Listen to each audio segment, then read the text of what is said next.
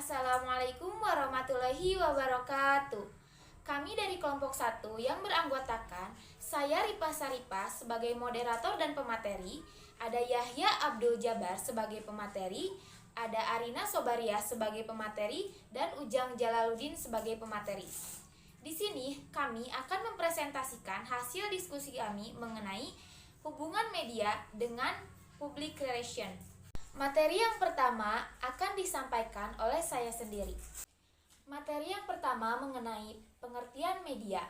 Media dalam arti sempit berarti komponen bahan dan komponen alat dalam suatu sistem. Menurut Hamid Jojo, yang dimaksud media ialah semua bentuk perantara yang dipakai orang penyebar ide sehingga gagasan itu sampai kepada penerima. Dapat disimpulkan bahwa media adalah suatu alat atau sasaran atau perangkat yang berfungsi sebagai perantara atau saluran atau jembatan dalam kegiatan komunikasi, penyampaian dan penerimaan pesan antara komunikator, si penyampai pesan, dan komunikan, penerima pesan. Jika dihubungkan dengan public relation profesional haruslah sadar bahwa media memiliki peran penting dalam kegiatan publikasi, sehingga penting bagi public relation untuk menjalin hubungan dengan media atau yang selanjutnya disebut dengan media relation. Media relation merupakan aktivitas yang dilakukan oleh seorang public relation yang berhubungan dengan media massa, dalam hal ini adalah kegiatan publik perusahaan. Materi yang kedua mengenai media-media yang berkaitan dengan public relation di Indonesia. Media public relation adalah aktivitas komunikasi public relation untuk menjalin pengertian dan hubungan baik dengan media massa dalam rangka pencapaian publikasi organisasi yang maksimal serta berimbang. Berikut media-media yang berkaitan dengan public relation di Indonesia. 1. Annual report. Annual report atau laporan tahunan sangat penting dan luas cakupannya, bacaannya, dan sebagai publikasi yang sangat mahal yang dibuat oleh divisi public relation sebuah perusahaan atau organisasi. Laporan tahunan ini diperuntukkan bagi publik pemangku kepentingan atau publik terkait stakeholder. Yang kedua, company profile atau profil perusahaan. Company profile adalah gambaran tertulis tentang kegiatan sebagai fakta perusahaan yang disajikan secara resmi. Sebagian fakta karena perusahaan dapat memilih dan membatasi pada hal-hal yang ingin disajikan keluar. Company profile dapat digunakan untuk menanamkan citra lewat bahasa, tulisan, dan gambar. Yang ketiga, brosur atau selebaran. Brosur atau selebaran digunakan untuk menciptakan perhatian, pertanyaan-pertanyaan yang harus dijawab, dan memberikan sumber informasi lebih jauh. Brosur bersifat persuasif dalam melengkapi media mix atau media gabungan yang lebih besar. Yang keempat, media sosial online. Media sosial online adalah sebuah media online di mana para penggunanya bisa dengan mudah berpartisipasi, berbagi, dan menciptakan isi meliputi blog, sosial media, network, atau jejaring sosial, wiki, forum, dan dunia virtual. Yang kelima, digital radio. Digital radio atau radio digital adalah pengembangan dari radio siaran konvensional yang memerlukan frekuensi udara dalam mengoperasikan siarannya. Radio digital adalah radio yang dikemas dalam media online. Setiap pendengar dapat mengaksesnya lewat komputer melalui sebuah modem yang dipasang di perangkat komputer itu. Yang keenam, digital television. Digital television atau televisi digital dinamakan juga web TV, dapat diakses melalui internet. Melalui televisi digital, para penonton dapat mengakses kembali berita-berita yang tak sempat ditonton melalui televisi siaran. Dan yang terakhir, magazine online. Magazine online sama dengan newspaper online, hanya pengelolaannya dilakukan oleh sebuah penerbitan majalah. Di sini saya akan melanjutkan presentasi dari teman saya mengenai analisis kasus di media. Kasus yang saya analisis mengenai kasus proyek pembangunan pabrik semen di Rembang. PT Semen Indonesia melakukan ekspansi dengan melakukan pembangunan pabrik baru pada tanggal 16 Juni 2014. PT Semen Indonesia atau Persero Tbk menggelar kegiatan peletakan batu pertama untuk mendirikan pabrik semen di Rembang. Hal ini menimbulkan insiden, yakni sejumlah warga menggelar aksi demo terlibat bentrok dengan aparat kepolisian dan tentara. Warga dihadang barikade polisi saat mencoba mendekat ke lokasi peletakan batu pertama. Sejumlah peserta aksi jatuh pingsan sedangkan lainnya berteriak histeris. Ini sumbernya dari murianews.com di tahun 2014. Kemudian fenomena ini diperkuat dengan adanya pemberitaan di berbagai media seperti koran, media Indonesia. Sekitar 50 perempuan bertahan di depan pintu gerbang lokasi pembangunan pabrik semen di Kabupaten Rembang, Jawa Tengah.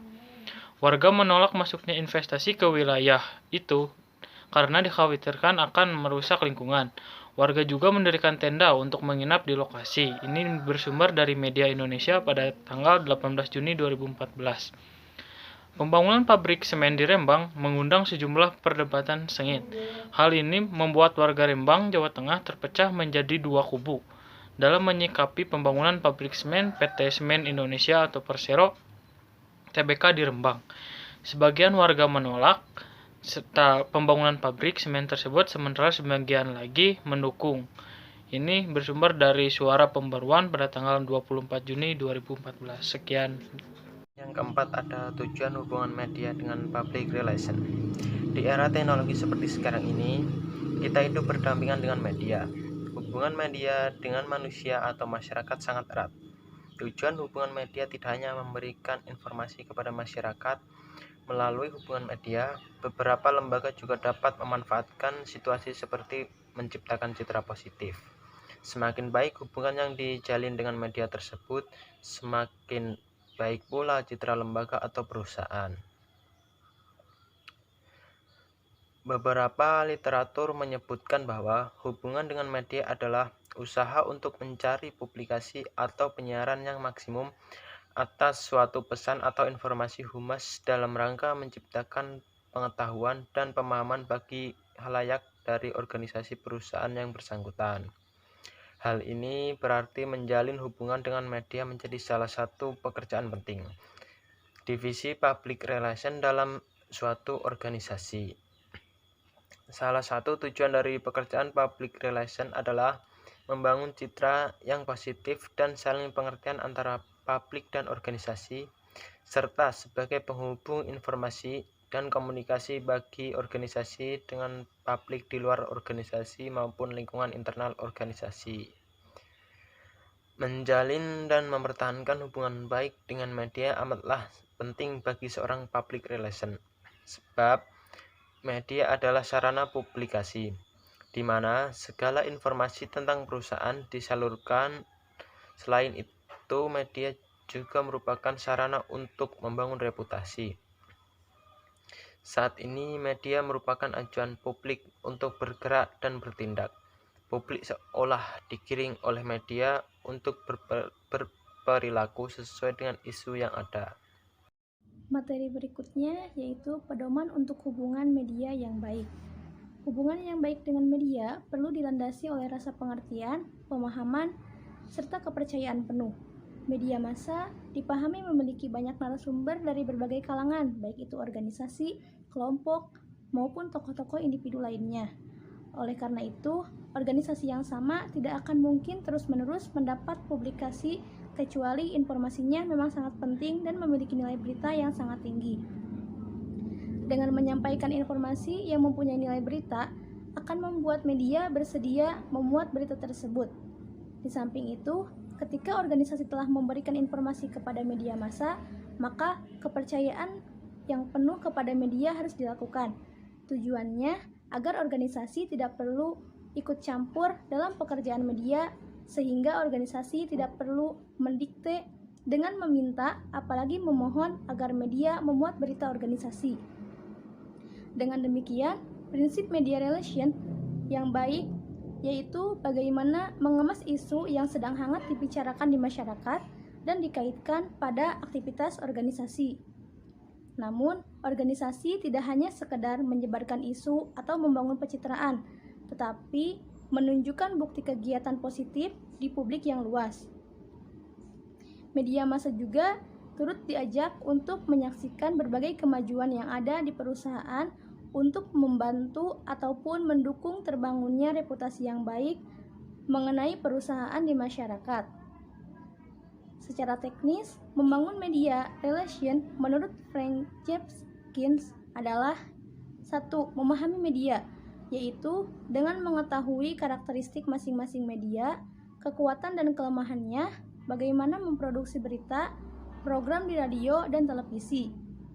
Caranya dengan pengamatan, melakukan kunjungan, melakukan wawancara melalui telepon mengenai hal-hal yang terkait dengan upaya untuk lebih mengenal media. Yang kedua adalah memahami hal penting tentang media seperti kebijakan editorial, frekuensi penerbitan, tanggal terbit, proses percetakan atau produksi, daerah sirkulasi atau siaran, jangkauan pembaca atau pendengar, metode distribusi untuk media cetak, metode kerjasama dengan radio atau televisi dalam pembuatan program acara.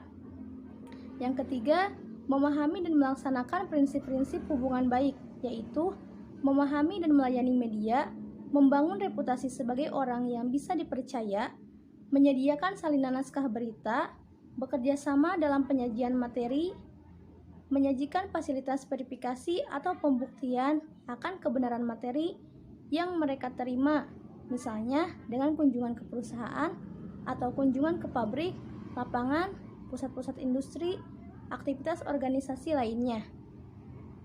Membangun hubungan personal yang kokoh dan positif. Yang keempat, memahami tanggung jawab dan loyalitas yang saling bertentangan antara praktisi humas yang mewakili kepentingan organisasi dan wartawan yang mewakili perusahaan atau industri media. Sekian dari saya, terima kasih. Alhamdulillahirrabbilalamin, penyampaian materi dari kelompok 1 telah kita sampaikan. Mohon maaf bila terdapat kesalahan. Terima kasih. Wassalamualaikum warahmatullahi wabarakatuh.